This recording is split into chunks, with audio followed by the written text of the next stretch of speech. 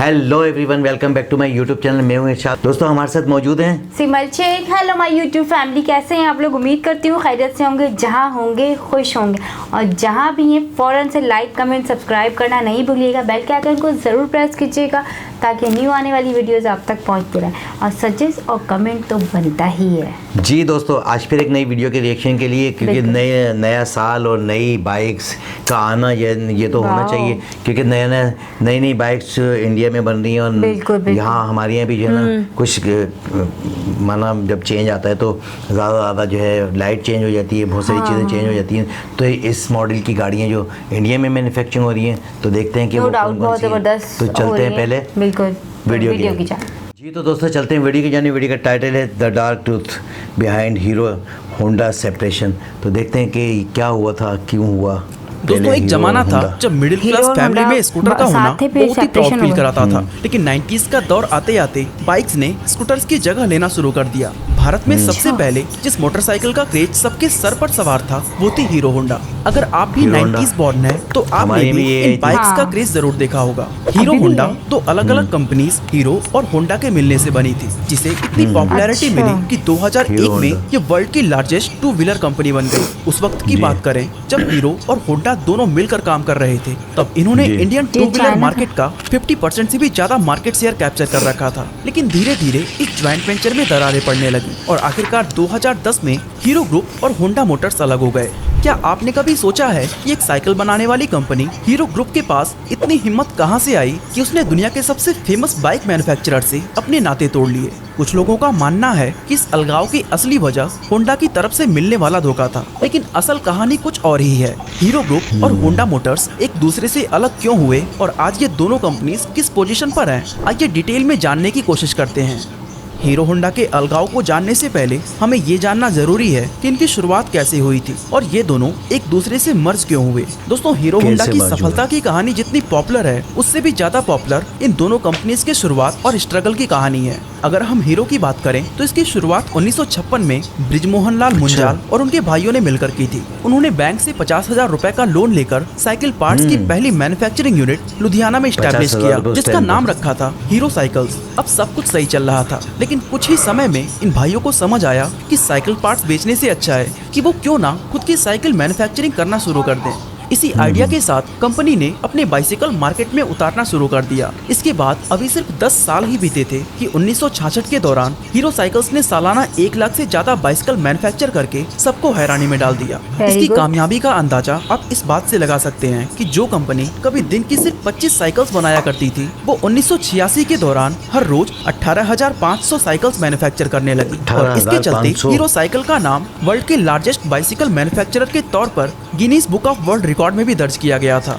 आज hero cycle अपने product को इंडिया सहित मिडिल ईस्ट, अफ्रीका, एशिया और यूरोप जैसे 89 कंट्रीज में एक्सपोर्ट करती है। अब बात करें होंडा की तो ये हीरो से भी ज्यादा पुरानी कंपनी है और इसकी शुरुआत जापान के रहने वाले सोइचिरो होंडा ने की थी। शुरुआती दिनों में वो एक गैराज में साफ सफाई का काम किया करते थे, लेकिन अपनी लगन से उन्होंने जल्द ही मैकेनिक का काम सीख लिया। काफी साल तक ये काम करने के बाद उन्होंने अपनी खुद की कंपनी टोकाई सीकी हैवी इंडस्ट्री की शुरुआत की, जहां वो पिस्टन रिंग बनाने का काम करते थे। उनका ये काम काफी ठीक चल रहा था, लेकिन unfortunately Japan second world war का हिस्सा बन गया और उसी दौरान दुश्मन के हमले से सोइचिरो होंडा की ये कंपनी बर्बाद हो गई। इसके बाद इन्होंने फिर से दोबारा उस कंपनी को खड़ा किया, लेकिन अभी चीजें पूरी तरह से संभली भी नहीं थी कि 1946 में ननकाई अर्थक्वेक ने तबाही मचा दी, जिसके बाद उनकी कंपनी फिर से मलबे का ढेर बन गई। इस हादसे के बाद सोइचिरो होंडा पूरी तरह से टूट चुके थे और उनके पास इतने पैसे भी नहीं थे कि वो कंपनी को फिर से खड़ा कर सके। थोड़े समय बाद उन्होंने फैक्ट्री के एसेट्स टोयोटा कंपनी को 4,50,000 येन में बेच दिया और अक्टूबर 1946 में उन पैसों से होंडा टेक्निकल रिसर्च इंस्टीट्यूट की स्थापना की। उसी दौरान उन्होंने देखा कि सेकेंड वर्ल्ड वॉर में मिली हार और भूकंप की वजह से जापान में इतनी गरीबी आ गई है कि लोग पैदल चलने पर मजबूर हो गए हैं। यही से उनके दिमाग में एक आइडिया आया कि क्यों ना साइकिल में एक छोटा सा इंजन जोड़ दिया जाए। उनका ये आइडिया काम कर गया और कुछ ही समय के अंदर उनकी सस्ती बाइक की डिमांड बहुत ही ज्यादा बढ़ गई। फिर साल 1949 में उन्होंने होंडा टेक्निकल रिसर्च इंस्टीट्यूट का नाम बदलकर होंडा मोटर्स कर दिया। बदलते होंडा वक्त के साथ इन्होंने नए नए इनोवेशन किए और एक से बढ़कर एक व्हीकल लॉन्च किए जो लोगों को बहुत ज्यादा पसंद आए। इस तरह देखते ही देखते साल 1959 तक होंडा दुनिया की सबसे बड़ी मोटर बाइक मैन्युफैक्चरर बन गई। अब इन दोनों कंपनीज के मर्जर की बात करें तो ये दास्तां उस दौर की है जब हीरो कंपनी दुनिया की सबसे बड़ी साइकिल बनाने वाली कंपनीज में से एक थी और उस दौरान उसने हीरो मैजेस्टिक मॉप बनाना शुरू किया था जिसे अमेरिका, अफ्रीका और यूरोप जैसे देशों में बड़ी संख्या में एक्सपोर्ट किया जाता था। बदलते वक्त के साथ हीरो कंपनी के मालिक बृजमोहन लाल मुंजाल ने ये गौर किया कि इंटरनेशनल मार्केट में मोटरसाइकिल का बिजनेस काफी तेजी से ग्रो कर रहा है और इसका इंडिया में भी एक अच्छा स्कोप हो सकता है, क्योंकि उस समय इंडिया में टू व्हीलर्स के नाम पर सिर्फ दो ही ऑप्शन मौजूद थे, पहला स्कूटर और दूसरा मॉप बाइक। लेकिन उनके सामने सबसे बड़ा चैलेंज था उसमें लगने वाला इंजन, क्योंकि इंजन की टेक्नोलॉजी इंडिया में मौजूद नहीं थी। लेकिन बृजमोहन लाल मुंजाल ने भी ये ठान ली थी कि वो इस टेक्नोलॉजी को इंडिया में लाकर रहेंगे और इसके लिए उनके पास एक मात्र ऑप्शन था ऐसी कोई फॉरेन कंपनीज के साथ कोलैबोरेट करना जिनके पास बाइक मैन्युफैक्चरिंग करने का एक्सपीरियंस हो। ये वो दौर था जब कोई भी फॉरेन कंपनी सीधे सीधे इंडिया में आकर इन्वेस्ट नहीं कर सकती थी, लेकिन गवर्नमेंट ने इस चीज की छूट दे रखी थी कि अगर कोई इंडियन कंपनी चाहे तो वो किसी फॉरेन कंपनी के साथ मिलकर इंडिया में कारोबार शुरू कर सकती है। इसी चीज का फायदा उठाते हुए बृजमोहन लाल मुंजाल ने जापानीज कंपनी होंडा के पास अपना प्रपोजल भेजा जो उस समय तक दुनिया की सबसे बड़ी मोटरसाइकिल कंपनी बन चुकी थी। होंडा कंपनी ने इस प्रपोजल को एक झटके में एक्सेप्ट कर लिया, क्योंकि उसके लिए इंडिया जैसी बड़ी और अनटैप्ड मार्केट किसी सोने के अंडे देने वाली मुर्गी से कम नहीं थी। इसके बाद इन दोनों कंपनीज के बीच ये एग्रीमेंट हुआ कि हीरो बाइक्स की बॉडी तैयार करेगा तो होंडा उनके लिए इंजन सप्लाई का काम करेगा। इसके अलावा इन दोनों कंपनीज ने एक एनओसी भी साइन किया जिसमें मेंशन था कि ये दोनों कंपनीज फ्यूचर में कभी भी एक दूसरे के अगेंस्ट अपना प्रोडक्ट लॉन्च नहीं करेंगी। इस डील से दोनों ही कंपनीज खुश थी, क्योंकि हीरो को इंजन मिल रहा था तो होंडा को इंडियन मार्केट। बस फिर क्या था, बिना किसी देरी के हीरो होंडा का पहला प्लांट हरियाणा में लगा दिया गया और कंपनी ने साल 1985 में अपनी पहली बाइक CD100 को मार्केट में लॉन्च कर दिया। इसके लॉन्च होते ही ये बहुत ही ज्यादा पॉपुलर हो गई और इसके पॉपुलैरिटी के पीछे 3 मेजर रीजंस थे, जिसमें पहला ये था कि टू व्हीलर के तौर पर मोटरसाइकिल का ये कॉन्सेप्ट लोगों को खूब पसंद आ रहा था। दूसरा रीजन था बाइक का माइलेज, क्योंकि उस समय स्कूटर्स के मुकाबले हीरो होंडा की बाइक्स काफी ज्यादा माइलेज देती थी, जिससे लोगों का फ्यूल कॉस्ट कम हो गया। इवन कंपनी ने इस बाइक को एक टैगलाइन भी दी थी, फिल इट, सट इट एंड फॉरगेट इट, यानी कि पेट्रोल भरिए, टंकी को बंद करिए और भूल जाइए। ये टैगलाइन उस दौर में खूब ज्यादा पॉपुलर हुई थी। थर्ड रीजन की बात करें तो वो था बाइक का प्राइस। इस मोटरसाइकिल को बहुत ही अफोर्डेबल प्राइस पर लॉन्च किया गया था, क्योंकि ये कंपनी मिडिल क्लास फैमिलीज या यूं कहें वर्किंग क्लास को टारगेट करना चाहती थी और इस स्ट्रैटेजी की वजह से बीतते वक्त के साथ इनके सेल्स में कई गुना ज्यादा उछाल आता गया। पहली बाइक की सक्सेस के बाद हीरो होंडा ने साल 1986 में हीरो होंडा स्लिक लॉन्च की, फिर हीरो होंडा CD100 SS और हीरो होंडा CD100 डिलक्स। लेकिन उस दौरान जापानीज करेंसी में उछाल आ गया, इससे जो स्पेयर पार्ट्स जापान से इंपोर्ट हो रहे थे उनके रेट्स धीरे धीरे बढ़ने लग गए। ऐसे में हीरो होंडा के लिए एक किफायती बाइक बनाना दिनों दिन अब मुश्किल होने लगा था। साथ ही इतने सारे कॉम्पिटिटर्स आ गए जो हीरो होंडा की मार्केट में सेध लगाना शुरू कर दिया। दोस्तों, हीरो होंडा का मकसद था लोगों को बजट में बाइक देना और कंपनी इस विश्वास को तोड़ना नहीं चाहती थी। इसके चलते हीरो होंडा ने लंबे समय तक अपने मोटरसाइकिल्स को नुकसान में बेचा। हालांकि 1990 में डॉलर का एक्सचेंज प्राइस रेगुलेट होने के बाद कंपनी को राहत मिली और एक बार फिर से प्रॉफिट का दौर शुरू हो गया। यही वो समय था जब हीरो होंडा का प्रॉफिट $10 मिलियन को पार कर गया था और ये उस जमाने में एक बहुत ही बड़ा नंबर था। थोड़ा और समय गुजरा तो हीरो होंडा ने अपनी बाइक्स को किस्त पर देना शुरू कर दिया, जिससे और भी ज्यादा कस्टमर्स जुड़ने लगे और देखते ही देखते ये बाइक हर घर की शान बन गई। अब दोस्तों, यहाँ तक देखें तो इंडियन मार्केट में हीरो होंडा का कारोबार बहुत ही अच्छा चल रहा था और इसे देखकर शायद ही कोई अंदाजा लगा सकता था कि इन दोनों कंपनीज के बीच कोई विवाद चल रहा है। लेकिन कंपनी की इंटरनल सिचुएशन बहुत ही ज्यादा मतभेदों से भरी हुई थी। एक्चुअली प्रॉब्लम तब शुरू हुई जब हीरो होंडा की बाइक्स दूसरे देशों में बेचने की बात रखी गई।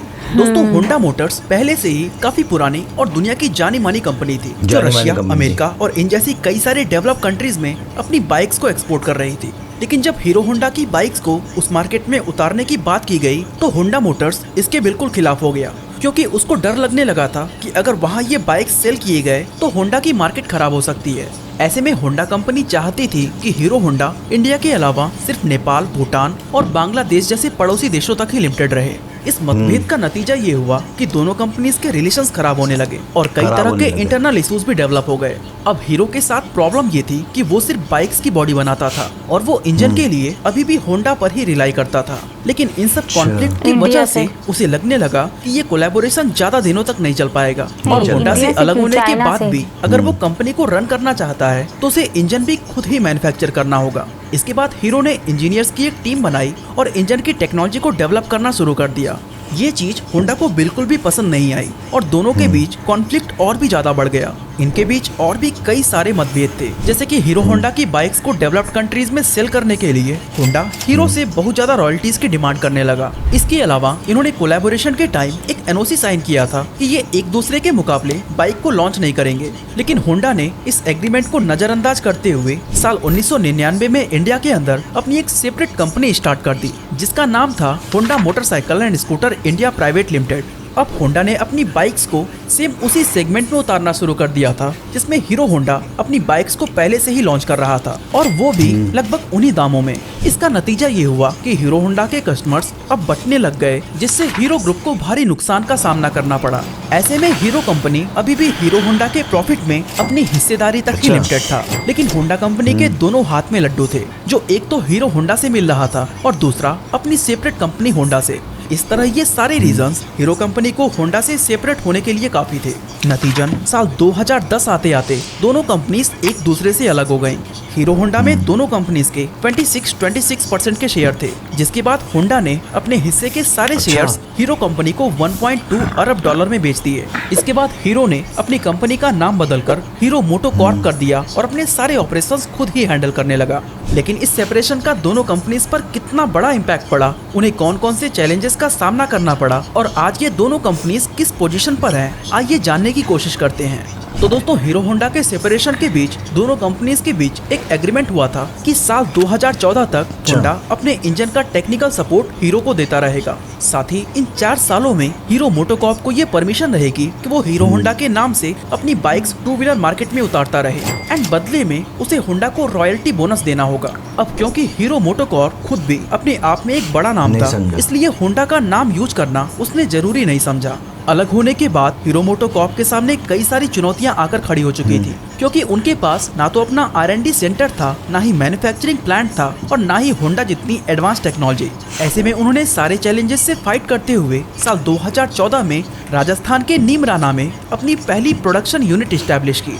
2016 में मुंजाल साहब ने जयपुर के अंदर R&D सेंटर भी खोला। इसके अलावा सर्विस नेटवर्क और सप्लाई चेन को बनाने के लिए उसमें भारी भरकम इन्वेस्टमेंट की। धीरे धीरे हीरो मोटोकॉर्प अपनी सारी कमियों को पूरा करते हुए एक बार फिर से मार्केट में छा जाने के लिए तैयार था। इसने बैक टू बैक कई सारी मोटरसाइकिल्स लॉन्च की, लेकिन हम सबको पता है कि हीरो पहले एक साइकिल बनाने वाली कंपनी थी और इसकी यही इमेज लोगों के दिमाग में प्रिंट हो चुकी थी। ऐसे में उसकी बाइक पर ट्रस्ट करता कौन, ये भी कंपनी के सामने एक बहुत बड़ी चुनौती बनी हुई थी। इससे निपटने के लिए हीरो मोटोकॉर्प ने कई सारे एड कैंपेन चलाए, यूथ को टारगेट किया और बड़े बड़े सेलिब्रिटीज को ब्रांड एम्बेसडर बनाया। वहीं अगर होंडा की बात करें तो वो उस समय तक एक बहुत ही सक्सेसफुल कंपनी थी और फाइनेंशियली स्ट्रांग होने की वजह से उसे बहुत ज्यादा चुनौतियों का सामना नहीं करना पड़ा। इसका एक रीजन ये भी था कि सेपरेशन से पहले ही होंडा ने अपनी कंपनी इंडिया में स्टैब्लिश कर ली थी, और जब ये दोनों कंपनीज अलग हुए तो उस समय तक होंडा इस मार्केट में अच्छी खासी पकड़ बना चुकी थी। अब अगर हम इसकी फाइनेंशियल कंडीशन को देखें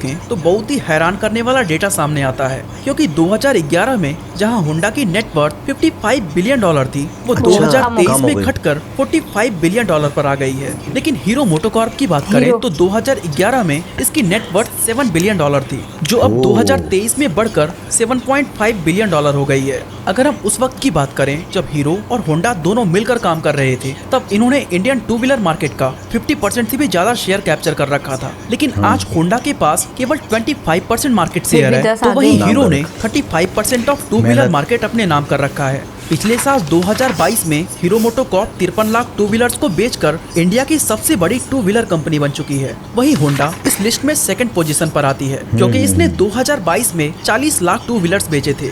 जब ये दोनों कंपनी साथ में थी तो ये अराउंड 6000 लोगों को रोजगार दे रही थी, लेकिन आज हीरो अकेले ही 8600 से भी ज्यादा लोगों के रोजगार का सहारा बनी है। इनके टू व्हीलर्स की क्वालिटी का अंदाजा आप इस बात से लगा सकते हैं कि 2019 में हीरो ने 78 लाख बाइक्स बेचकर दुनिया में हाईएस्ट बाइक सेल करने का रिकॉर्ड बनाया था। साथ ही ये अराउंड 10 करोड़ टू व्हीलर्स बनाने वाली दुनिया की एकमात्र कंपनी है। एंड दोस्तों, इस डेटा से साफ जाहिर होता है कि सेपरेशन के बाद शुरुआती चैलेंजेस से लड़ते हुए हीरो मोटोकॉर्प लगातार ग्रो करता आ रहा है। बाकी इसी तरह अगर आप जानना चाहते हैं कि इंडिया के अंदर मोबाइल रिचार्ज के रेट महंगे क्यों हो रहे हैं तो आई बटन पे क्लिक करके वीडियो को देख सकते हैं। जी दोस्तों, जी सिमल, आपने देखा कि कितनी ज़बरदस्त ये वीडियो, और बड़ी बात ये कि हीरो और होंडा एक साथ मिलके काम कर रहे थे, और उनका जो है मिलके काम करना है पूरी दुनिया का, जो है पूरी दुनिया में उन्होंने अपने आप को इंट्रोड्यूस करवाया। कहाँ साइकिल से स्टार्ट था हीरो का, और फिर जब उनका कंबाइन हुआ काम होंडा के साथ तो पूरी दुनिया का 45% जो उन्होंने जो है ना बिजनेस जो कैप्चर किया और अपने आप को इंट्रोड्यूस करवाया, मुख्तलिफ पॉलिसीज़ को जो है इंट्रोड्यूस करवा के। जबकि लोग साइकिलों पे जाते थे या पैदल सफ़र करते थे, घंटों का सफ़र जो है लोगों का ना पैदल हो जाता था। अच्छा, उस ज़माने में जो है ना जो पैदल सफ़र करते थे तो वो लोग बड़े वो सेहतमंद होते थे और पुरबाश रहते थे। और ये हमारे जो एबी भाई हैं, ये भी एक ज़माने में जो पैदल बहुत चला करते थे, और आज भी इनकी इतनी उम्र हो गई है, और अब यकीन करें कि ये पैदल जब चलते हैं तो हम लोग पीछे रह जाते हैं। इनका कंटिन्यू जो है ना पैदल चलना, क्योंकि इनकी मजबूरी है, इन्हें बाइक चलाना नहीं आती, तो ये पीछे ही बैठ सकते हैं, ये बता सकते हैं, इनको तैरना आता है, समंदर में छलांग लगा दें ये पार कर लेंगे समंदर। यानी कि एक होता है ना कि कश्ती में बैठ के जो है ना एक बंदा जो है सफ़र करता है, ये जो है समंदर में छलांग लगा देते हैं। यानी कि नेटी जेटी के पुल से इन्होंने एक दफ़ा छलांग लगाई थी, लेकिन लोग जो है परेशान हो गए कि यार ये बंदा जो है डूब गया है, क्या हुआ है, लेकिन लोग जो है ना अपनी बोट लेके पहुँच गए, इनको निकाला, बोले भाई मुझे तैरना आता है, आप क्यों मुझे निकाल दो। बड़ी बात है, कहाँ से कहाँ पहुँची, बात हो रही थी हीरो होंडा की। तो इनकी कंबाइन जो है ना जो वर्थ थी वो ज़्यादा अच्छी थी। बिल्कुल। उसके बाद जब वो अलग हुआ तो फिर लाजिम बात है कि एक तो लोगों के शक व शुबात भी रहते हैं कि भाई साइकिल बनाने वाले मोटरसाइकिल कैसे चलाएंगे, कैसे बनाएंगे। जब इन्होंने एक अपनी पॉलिसी दी एक ज़माने में, जब ये स्टार्ट हुआ कि भाई हम जो है ना किस्तों पे भी गाड़ियाँ देंगे, तो यहाँ पाकिस्तान में भी हीरो के नाम से गाड़ी आती है। बिल्कुल, हीरो भी आती है, होंडा भी आती है, यूनिक के नाम से भी गाड़ी आती है। तो गाड़ियाँ बहुत आ गई, लोकल मैन्युफैक्चरिंग स्टार्ट हो गई यहाँ हमारे यहाँ पाकिस्तान में। तो हर बच्चे के पास जो है आज बाइक है, जिस घर में एक साइकिल हुआ करती थी आज 6 बाइकें उस घर में, और गलियों में जो है जगह नहीं होती खड़ी करने के लिए, पार्किंग के लिए, क्योंकि घर भी छोटे छोटे हैं ना, तो एक के बाद दूसरी के बाद तीसरी इस तरह करके लगी हुई हैं। और यहाँ पर भी यही हाल है कि हीरो जो है काफ़ी उसने जो है मार्केट का शेयर लिया, लेकिन कुछ कंपनियाँ ऐसी आ गई हैं कि जो लोकल मैन्युफैक्चरिंग करें, जैसे यूनिक है और बहुत सारी हैं, यूनाइटेड के नाम से भी एक गाड़ी आती है। अच्छा, बात वही है कि जो ब्रांड होता है ना, वो ब्रांड लीडर ही होते हैं। यहाँ पे सुजुकी कंपनी जो है वो टापो टाप जा रही है, क्योंकि उसमें उन्होंने वर्जन चेंज कर दिया, सलफ दे दिया, और उनकी जो लाइट्स बहुत अच्छी कर दी हैं, और लुक वाइज जो बड़ी अच्छी हो गई हैं। एक बात मैं आपको बताऊं कि इंडिया में बाइक अभी भी सस्ती हैं, और यहाँ पर 125 अगर आप लेंगे होंडा 125 तो 2,50,000 रुपये की है। और ये CD70 जो नज़र आ रही है सेम इसी तरह की हमारे पास CD70 है, और उसकी जो कास्ट है ना वो 1,40,000 रुपये। हाँ, अब हो गई है, ठीक है ना। पहले वरना तो 30 में आराम से आप न्यू 0 मीटर ले सकते थे, बिल्कुल, लेकिन अब जो है वो बहुत कॉस्टली। शुरू में जब ये आई थी ना, तो मैंने जब होश संभाला था 40,000 रुपये की थी भाई, तो ये नहीं कि 45,000 रुपये की किस्तों में भी मिल जाती थी, लोगों की सहूलत मिल रही है किस्तों में, तो हर बंदे के पास थी। लेकिन अब इतनी डॉलर के रेट बढ़ गए तो लाजिमत है तमाम चीज़ें जो महंगी हो गई हैं, इस वजह से यहाँ पर महंगी है। तो बात हो रही थी ये कि उनका जो है आपस में कंबाइन था बिजनेस, जब अलग हुआ तो आज भी हीरो ही है, हीरो ने जो है ना अपने हीरो होने का जो सबूत दे दिया कि वो 20 कितने % जो है उसने ग्रो किया है, 35%, 10% ज़्यादा है हीरो से, वो होंडा से। लेकिन बात वही आ जाती है सिमल के, मैं ये कहता हूँ कि जो लोग मेहनत करते ना, उनका इंटरेस्ट जो था ना वो ज़्यादा था इंडियन मार्केट में, तो उन्होंने बहुत ज़्यादा काम किया। ये जो कंपनी थी, लाजिम बात है कि ये जापानी कंपनी थी होंडा, तो उन्होंने जो है अदर्स कंट्रीज़ में जाके ज़्यादा काम किया, इंडिया में कम काम किया, जिसकी वजह से जो है ये लोग इतना ज़्यादा जो है ना बिज़नेस को ग्रो नहीं कर सके। और यहाँ हमारे यहाँ नाम से जो है ना होंडा बिकता है, और होंडा के जो है ना यहाँ पर तो जनरेटर भी आते हैं इलेक्ट्रिक प्रोड्यूस करते हैं। हाँ, तो बिल्कुल। वो होंडा के नाम से मशहूर है, लोग जो है मानते ही होंडा है कि भाई मैं तो होंडा। एक हमारे यहाँ एक जो है ना मैं वो तो होंडा ही लेसा। हाँ, एक एडवर्टाइज बना था, वो एक सराइकी थे, उन्होंने जो है ना ये उनके ऊपर फिल्म आया था कि भाई मैं तो होंडा ही लेसा, बिल्कुल। कि भाई आपको क्या, आप कौन सी गाड़ी पसंद है, बोले मैं तो होंडा ही लेसा। तो होंडा का एक म्यार, और जो है जापानी कोई भी चीज़ आप ले लें उनका एक म्यार होता है मजबूती के हवाले से। जो पार्ट्स बनाते हैं वो बड़े अच्छे अच्छी धात का इस्तेमाल करते हैं और देर पर चलते हैं। अदरवाइज अगर आप अभी देखें, मुझे नहीं पता कि इंडिया में भी यही हाल है या नहीं है, लेकिन पाकिस्तान में ये हाल है कि आपकी बाइक 3 महीने में ख़राब हो जाएगी। हाँ, हो जाएगी। और वैसे लाहौर वगैरह, लाहौर की साइड जाए तो वहाँ तो होंडा ही चलता है, वहाँ होंडा ही चलता है, होंडा ही है। CD70 वहाँ नहीं। यहाँ पर जो पार्ट्स आ रहे हैं आजकल, वो पार्ट्स बड़े बहुत ज़्यादा अजीब से आ रहे हैं, वो जो है महीने डेढ़ महीने लोकल टाइप हो गए ना, आप उसको मुश्किल से वो 6 महीने भी नहीं निकालते, बस फौरन खराब हो जाते हैं, रिंग पिस्टन वगैरह सब खराब हो जाते हैं, फिर दोबारा से इंजन बनवाना पड़ता है। लेकिन अदरवाइज अगर आप होंडा की चीज़ें लेंगे तो होंडा की देर पर चीज़ें, वो देर पर चलती हैं, देर तक चलती हैं, इसी वजह से होंडा का एक म्यार है। तो दोस्तों बड़ी अच्छा लगा कि इस वीडियो को देख के बड़ा कंट्रीब्यूट जो है इन्होंने किया पूरी दुनिया में, अपने आप को इंट्रोड्यूस करवाया। बात सारी वही आ जाती है घुमा फिरा के मेहनत से ही, लगन से जो है दुनिया जो है ना, अगर आप जीत सकते हैं तो दुनिया को जीतने के लिए आपकी मेहनत और लगन और ईमानदारी, ये 3 चीज़ें जो बहुत ज़्यादा ज़रूरी हैं। बिल्कुल। इसके साथ ही सिमल का एक मैसेज है। बिल्कुल, इसके साथ ही मुझे डॉक्टर साहब को दें इजाज़त, मिलते हैं नेक्स्ट वीडियो में। जब तक अपना बहुत सारा ख्याल रखिएगा, टाटा।